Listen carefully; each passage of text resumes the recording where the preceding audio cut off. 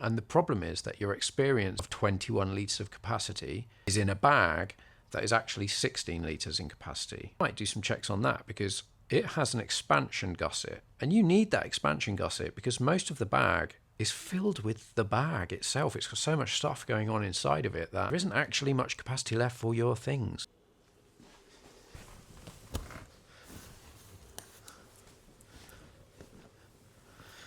Okay, we are getting close to seeing these things go into reality. If you've been following, you will know that one of these things up here represents an Ancoats backpack, and two of these things up here represent a collab backpack.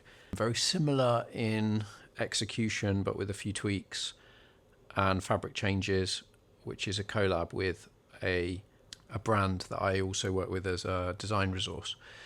And we're doing something together, and that's very exciting. Both of those things are very near to hitting the go button. I come to the point where I reach final protos and I'm double checking on what the capacity is, and I'm at a crux of thought, really. And so I thought I'd share about what that's like for me doing this, making these bags, for me setting up a brand, for me launching a backpack, what it's like to hit this particular wall. The wall is the capacity. The problem isn't what the capacity is. The problem is what people think the capacity means. So the capacity on these examples is pretty carefully worked out to be 15 litres. If you absolutely jammed it full and wedged out the front pocket and the rear laptop section and really filled it, maybe it will be pushing 16 litres. The dimensions of it are surprisingly close to some other bags which I have here and know of, which are 21 litres in capacity, apparently. So here's the thing. I can only be straight. I calculate the capacity. That's what I'll tell you it is. That's what I'll launch it as. And if it's slightly under, if it's 15.8 litres, then yeah, I would allow myself a round up to 16. That I can cope with. I wouldn't be rounding up from 15.8 to 20. I'll be checking it. I'll probably end up checking it with sand, or something very fine grain, or something that I can put into litre bottles and pour into the bag and really get a very accurate measurement of what the true capacity is. There are a lot of bags out there. I have another example of a bag which is much bigger dimension, certainly deeper, probably the same kind of profile, but a deeper side profile. But there's a lot of bag in that bag, and I might do some checks on that because it has an expansion gusset, and you need that expansion gusset because most of the bag is filled with the bag itself. It's got so much stuff going on inside of it that there isn't actually much capacity left for your things. And I've used it. It's like it's a backpack that splits into two sides, a bit like a miniature travel grip or some kind of travel bag, and so you can pack it nicely. It's quite cool how you can do that. But as I say, it's already mostly full of itself. Whereas I've kept these pretty minimal on the inside, so most of the capacity is for your use, so that's fine. But what I'm questioning right now is if I launch a bag and I say it's 15 litres, whether people that currently would use a bag that they believe is 21 litres or 20 litres will just write it off like, it's not going to be enough for me because I'm used to a 20 litre, 21 litre, and it does my everyday, and leaves me a little bit of extra space. It's perfect for me. I couldn't go down to a 15 litre. And the problem is that your experience of 21 litres of capacity is in a bag that is actually 16 litres in capacity. But your head thinks it's 20 because that's what you've been told. And so what I am going to have to really work hard to do is whatever I do say the capacity is, I'm going to have to work really hard to show you what fits into that so that you can gauge, an Ancoats 15 litre or an Ancoats 16 litre capacity actually means all the same things I fit in my other bag that says it's bigger. And I'm going to have to try and educate as to what that capacity, what it means. But also, because I haven't hit the go button yet, and because I make things in small quantities and I'm adjusting the patterns all the time, it doesn't have to stick to 15 or 16, I think it is pushing towards.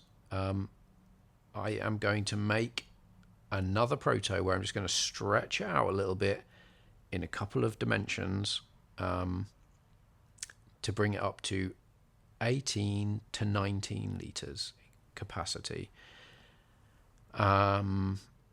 That's partly because when I calculated it out to be 15, I was like, 15, that doesn't sound very big.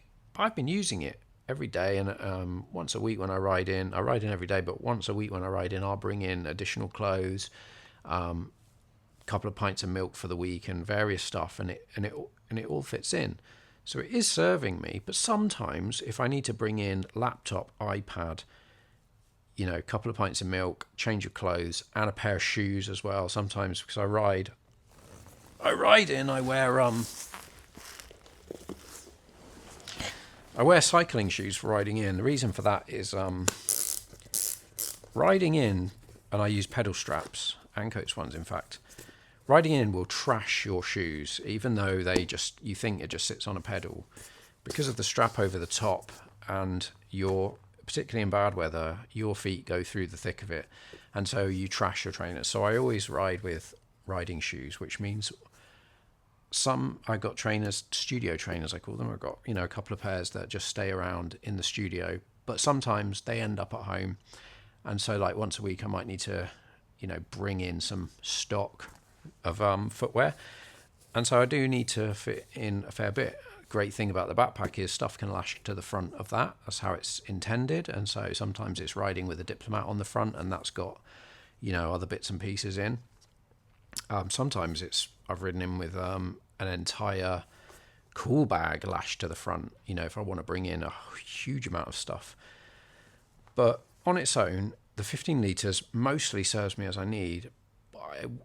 It might be good if it just had 1.5 more litres or something. So I'm going to make this proto just to see how it comes out. It may also improve the scale of it. And I'm not the tallest. I'm 5'8". And I was looking at it in the mirror on my back, and it sits how I want it to sit. Like, I don't really want to make it much bigger because it's kind of, visually it appeals to me as it is. But if I was 6 foot, it might start to look a little bit small. So it may be that I either run with 2 sizes, which I didn't really want to do, or it may be that we grow it, and when I try it, oh no, that works on me as a 5'8" person, and it will work better for someone who's just that slightly bit bigger. So capacity. It's important. It's not just important because of what you can fit in your bag. It's important because of visually how the bag looks based around a certain capacity.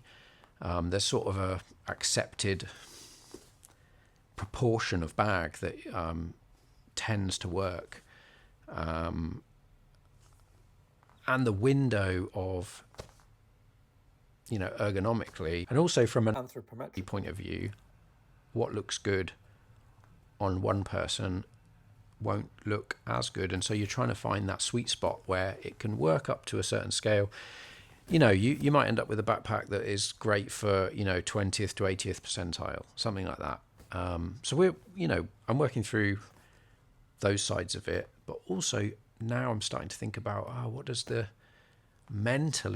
do for you? So obviously most of the people that buy an Ancoats bag buy it online. They never have seen one in the flesh, in the fabric, in reality, and so they are going off of every bit of granular information they can grasp from I've still got that. You're making the choice based off of everything I've put there on the internet, based on things I've shared on Instagram, any video footage you can get, any reviews you might have seen, and all of the dimensions and stuff. You're trying to make a difficult decision in some ways. Like, do I put my money into this? Is it going to be what I want? It's made for me, so it's got to be right. And that's tough. And so by giving you a literage, it's useful information, but only if everyone else was using the same measuring technique. Because if they aren't, and they aren't, you're comparing apples and oranges. You're just unable to make a comparison, and it's going to have an impact, because even though you're aware of it, you might think a 21 litre pack, they might have rounded it up from 20 and a half, or even, just whatever, but you wouldn't think there'd be several litres out. It's quite a large percentage that we're talking about. And so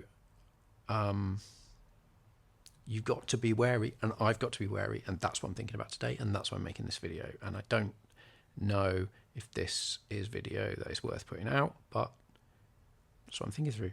Question for you is 15 litres, 18 litres, 19, 20.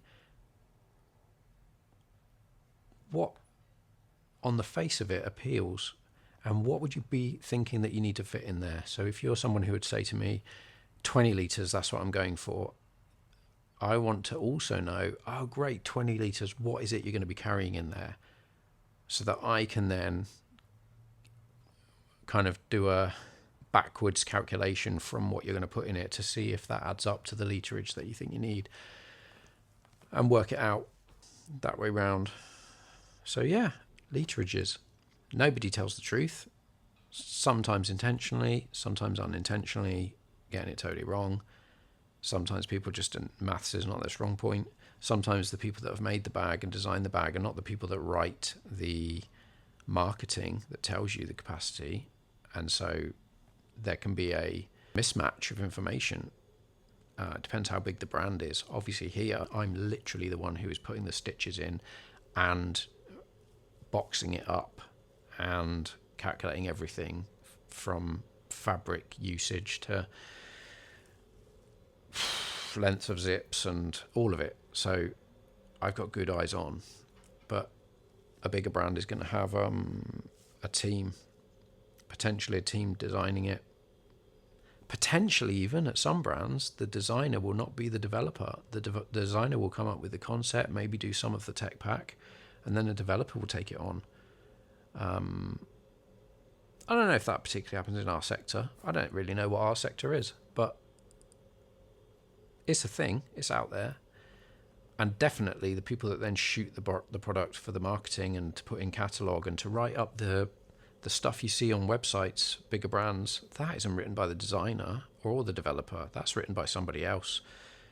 Sometimes it can be a bit cringe if you are the designer or the developer, and then you see what, the people that put the stuff together for the text, the copywriters, they're skilled, they're talented, but sometimes you're like, it does make you put your head in your hands. So yeah, it's not always joined up. It's not always super joined up. So be aware of that. I'm aware of that. I'm wondering how it's going to impact whatever capacity I launch this as. All right, in a bit.